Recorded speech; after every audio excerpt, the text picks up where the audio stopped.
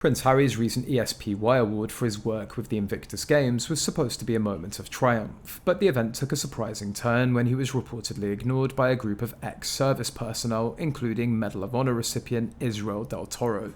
Prince Harry's moment in the spotlight at the ESPY Awards has turned into a public relations nightmare. Harry, who was honoured with the Pat Tillman Award for service for his work with the Invictus Games, has found himself at the centre of controversy and criticism.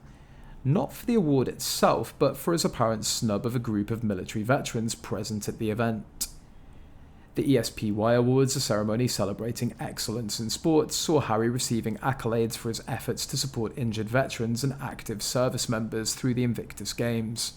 However, the decision to bestow this honour upon him was met with significant backlash.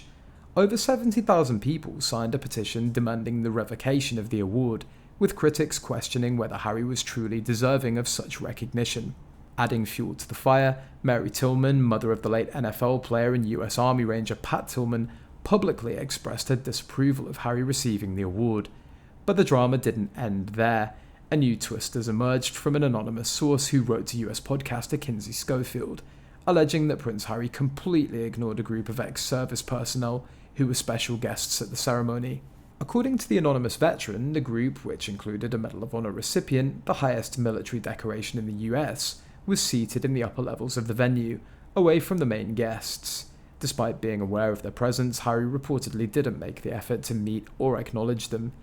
Even the head of the ESPY Awards took the time to greet the veterans before heading to the main guest reception, highlighting Harry's apparent oversight.